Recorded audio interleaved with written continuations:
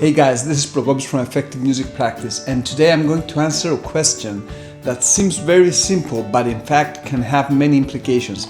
And the question is, what's a blue note? I made another lesson related to this a while back, but today I'm going to tackle this from a different angle. But let's get the basics out of the way first.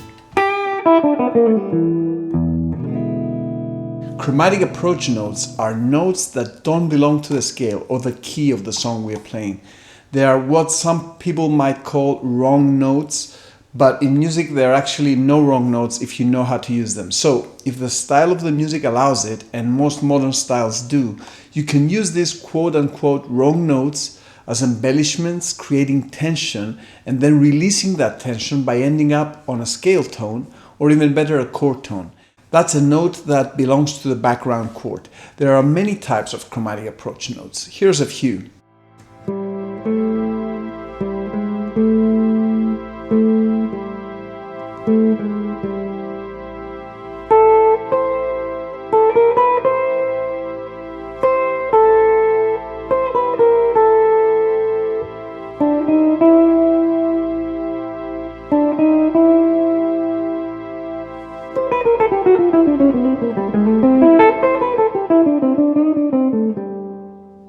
These were just a few examples. There's so much you can do with this concept. I teach a whole course on this. In fact, I plan to make an online course out of it soon because it's very cool. You can play amazing lines over very complex music just by using approach notes and arpeggios and pentatonic scales. But for now, we are interested in just one specific chromatic approach note, which for reasons we can discuss some other time has become the most popular chromatic approach note in modern music. And that is, you guessed it, the blue note.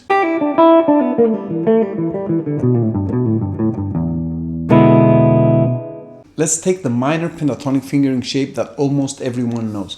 I'll do this in A. I will now add string fragment numbers for those of you who know how to use the string fragment system so that you can move this everywhere on the fretboard. And now let's number the degrees. We have degrees 1, flat 3, 4, 5, flat 7, 1, flat 3, 4, 5, flat 7, 1, flat 3. If you have no idea what these numbers are, don't worry, we can learn that another time. I just want you to have a point of reference for locating this note. But then you can just do the practical part of this lesson, which is the most important anyway. The blue note is the chromatic note between degrees 4 and 5.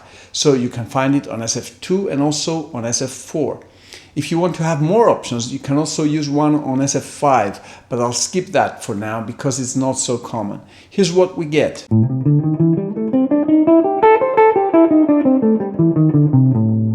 This is known as the minor blue scale. So a minor pentatonic scale plus the blue note becomes a minor blue scale.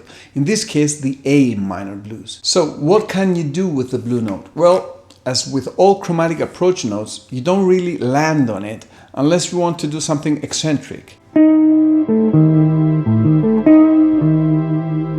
Instead, usually you go through it and land on a scale tone.